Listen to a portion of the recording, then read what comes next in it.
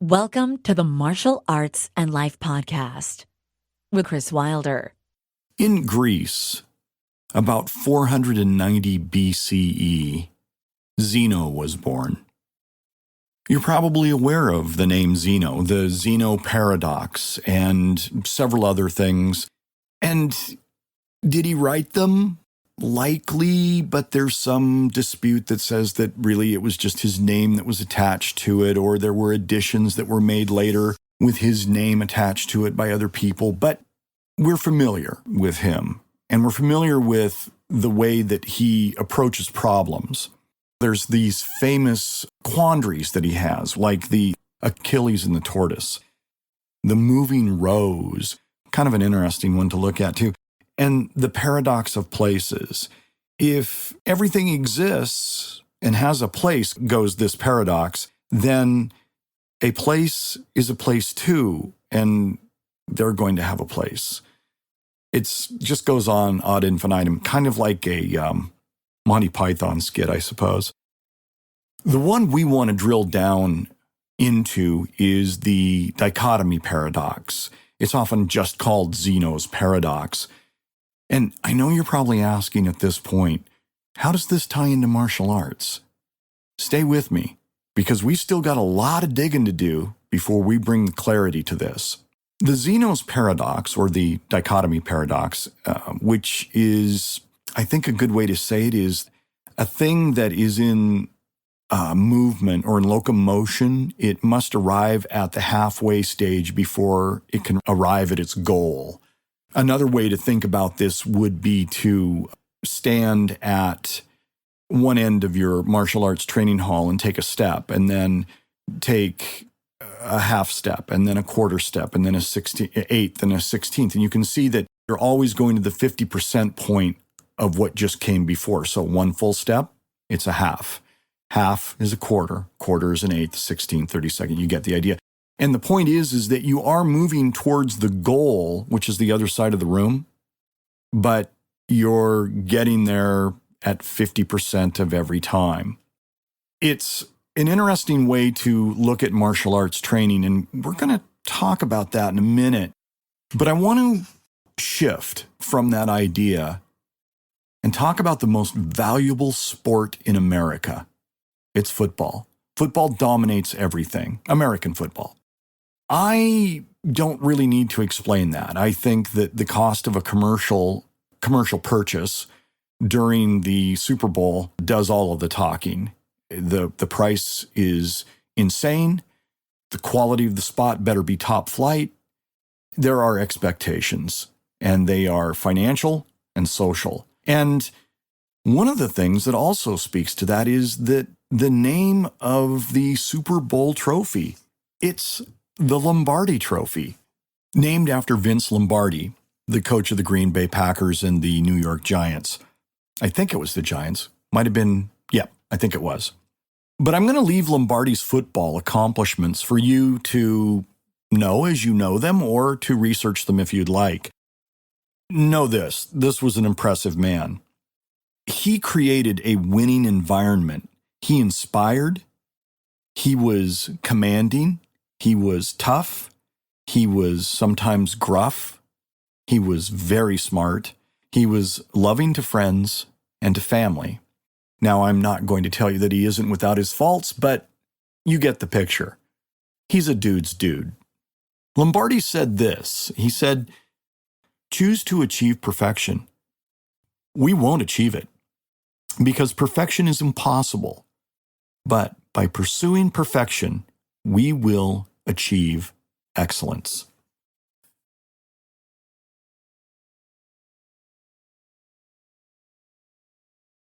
Films and fables are a great pastime. I'm suspicious that fables and stories have been part of human existence before any time. I mean, I just can't imagine a time in human history where there were not fables, and then come along the films and the books. But films, fables, stories, they provide our emotional meat and potatoes. They're the essentials of a good meal. A good film And yesteryear's fable served the same purpose. Let's take just a minute and break some movies down just for grins and giggles. Now, these are my impression of them. You may take another impression from them, and it may be just as valid. It could just be from a different angle. But I look at the movie The Last Samurai, which I think most of us have probably seen. It's about a broken man who rebuilds himself. And when you look at Gladiator, that's kind of the same story, isn't it? The Big Lebowski, I see this as the world's going to do what it's going to do, even if you don't engage in it. Then you take like Martin Scorsese's The Irishman. I watched that on a flight and was completely rapt by it. And when I was done with it, I said, everybody in that movie was tested. That was the thing. Some people are going to fail the test and others aren't, but you will be tested. The Life of Brian, I mean, since we've touched on Monty Python, take a look at that. And what we have there is, again, my interpretation, it is that people don't see what's right in front of them, and they make quite silly choices because of that. Now, I have to admit, I'm not much for the superhero movies. That's just not my thing. They're just too kinetic. It's just not my thing. I mean, I understand why people think they're great, but a little ham-fisted for me, a little too heavy on explosions and not so heavy on story. I get it. I know what it is. I think of it as a Snickers bar. You know, it's just a nice candy bar. And they're fine. They're just not for me. So how do you bring martial arts, a dead Greek, a football coach, an arc of a film? How do you take these and you bring them all together and you bring them to the training floor? Well, first I would submit to you that you need to see those things that way. I think that you need to understand what Zeno is saying to you, that it's very difficult to get to where you're going to go. I think you have to pay attention to what Vince Lombardi said, and that is that you should have goals, and you should know that it's likely unachievable, but boy, what the ride is going to be. And then you take a look at the films, the fables of our time, if you'd like. You can enjoy them as a story, or you can enjoy them as a warning, or, you know, however you want to shape that. But there's no denying that they are impactful and meaningful in our world. Zeno was right. You're always halfway to your goal. That's just a great way to look at it. You're always halfway to your goal. I've been working on this kata for 10 years. I'm only halfway as good as I'd like it to be. I'm working on this roundhouse kick. It's only half as good as I'd like it to be. And there are those people out there right now that are listening to this podcast, and you're going to say, yeah, but what about the guy who says, I want to make $1 million? And he makes $1 million. Didn't he meet his goal? Didn't that businesswoman who wanted to become the chief executive officer of this Fortune 500 company achieve her goal? I'm going to tell you that yes, they did. But when you look at today's business titans, they seek a shift when a goal has been met. They seek a shift, they seek a change, they adopt new goals and new methods of meeting them. It's their nature. And you can look at the people that are on the TV show Shark Tank. All of them are spread out, diversified, doing different things, whether it's Mark Cuban and his NBA team, or whether it's Richard Branson and his music or jets or whatever it is, or Elon Musk trying to land on Mars before he dies, or to have somebody land on Mars. You can see that there's a flexibility, that adroitness that I talked about. When a goal is met, it is just like Zeno's paradox. I have met my halfway point, and now I'm ready for my next part. Lombardi, this is the genius of Lombardi. He releases you. He tells you from the get-go, He tells you that you can't get to perfection. You can pursue it, but you're never going to get there. Excellence is the best you can achieve. Lombardi's name is whispered in reverence. His name, his legacy is impressive, and his words should be held as such because they're profound. They do not release you from the journey. They do not release you from the quality of effort that you must provide. But it does say that you need to know you're never going to get there, and that the journey is the important aspect. When you look at films and fables, they aren't real. The end comes. There's a conclusion. There's a tightly wrapped bow. We always feel frustrated when a film doesn't have that release at the end and it's open-ended. Nobody feels satisfied. And that's always a massive complaint. They want a bow at the end of the film. And when we look at things like some of the fables, we look at Goldilocks and the Three Bears. That's about not living in excess, isn't it? Little Red Riding Hood is don't trust strangers. And the Three Little Pigs is engage in quality effort because your life may likely depend on it. Your life and your martial arts lay over the top of these messages. Zeno, Lombardi, film and fables. You can't get to excellence, but you must try. And you have to know it's going to be messy. Don't you love seeing a beautiful martial arts form executed? Don't you love seeing a mixed martial artist just through great athleticism and skill and brains just bring it all together? And when all of those elements come together, it's a closure. It's a moment. And it's usually gone in a flash. Now, I love seeing these kinds of moments, and they can also crush me. You know, the imposter syndrome, where you're saying to yourself, I really don't believe that I am this guy. I don't really believe that I'm this woman. Who am I to? There are better. What am I doing? What a waste. I could never. Well, we all know about that imposter syndrome, and we know about the negativity that can come from it. But you know what? We don't quit. Because deep down, we know that we're actually better. We're not bad, but we're better. And if you strive to be the best version of yourself, that's a win. That's a win for you. It's a win for your family and loved ones. And it's a win for your community.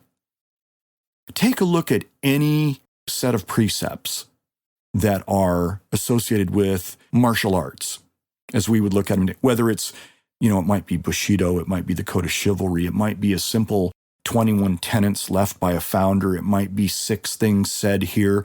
All of them, in one way or another, swirl around those 3 things. It's a win for you. It's a win for your family and your loved ones, and it's a win for your community, in that order. So, you know what we do? We listen to Lombardi, but we also know Zeno exists, and we also know the stories that are told to us aren't real.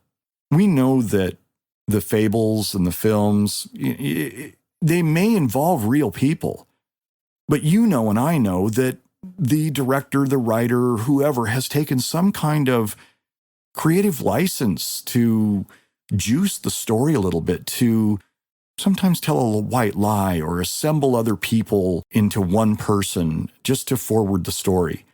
And here's the thing. The skilled person uses them to inspire and not to be an imposter. Because we can all copy, but being inspired is much more important. If we copy an actor, a sports hero, somebody that we admire, Well, everybody rejects it. They all reject a copy. Everybody wants the real deal. Everybody wants the real person. And they reject the copy. Even the copier seems to reject the copy eventually at some level. So to set the table, the tone for the martial arts, it's this. It's like my statistics professor said. He said one time, "That's good enough, move on." Or how a business person might talk about paralysis by analysis. Or another classic is "Don't let perfection be the enemy of good." All of these are about moving forward. So these three distinct and different elements, when joined, give us a viewpoint, a high viewpoint, a viewpoint from the top of the mountain or the 30,000-foot view. It allows us to see and engage in our martial arts in a profound way. You see, Zeno tells us that our goal is really unachievable. And here's the significance of what Zeno says to us as applied to martial arts. The more we know about our art, the more we know we don't know.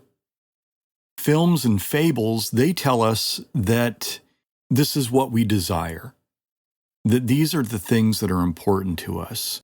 They're nice stories. They have a beginning, they have a middle, and they have an end. They're satisfying. But life is messy, and it's very real. It's not anything like the crisp hour and 15 minutes of a movie.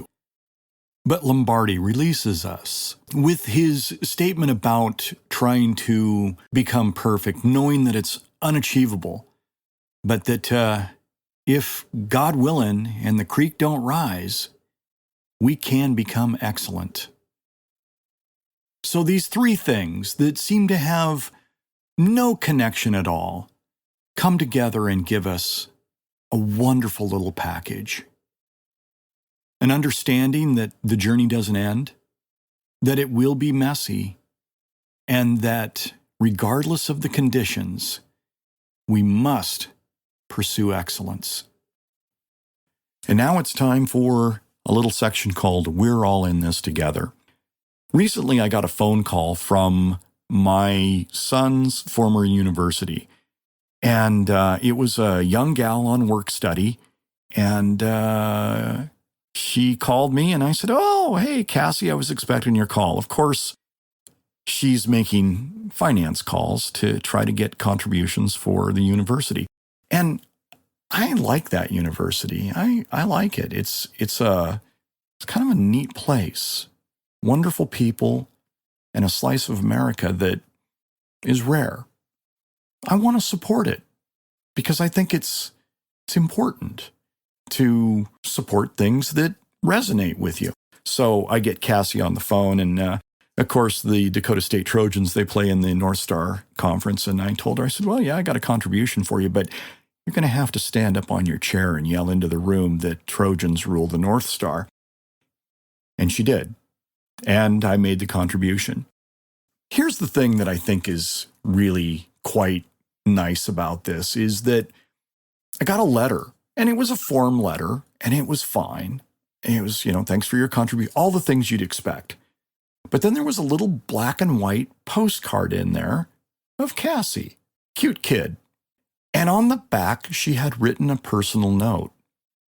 And somebody really taught her how to write a personal note. And I want to tell you what she did. Is on the back of the card, it said, "Dear Chris." And she spelled my name right. I spell it with a K. "It was great speaking with you this evening. The students here at Dakota State really appreciate the support of DSU alumni and friends." And she underlined friends because I'm not an alum, but she underlined friends. "To make obtaining a quality education possible, thank you so much," underlined again, "for your contribution." And then she wrote, "Trojans rule the North Star." And then she signed it and put a smiley face on it.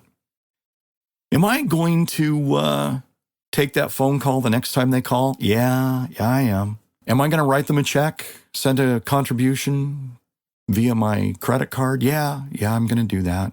I am. You know what? I haven't set foot on that campus for 4 years, but I still have fond memories of it. And it's quality people like this that are doing these kinds of things and learning this kind of stuff that makes you want to write that check to send that contribution. It just was a nice, warm touch. Well played, Dakota State. Well played.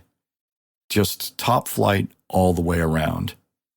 I'll be picking up the phone the next time you give me a call.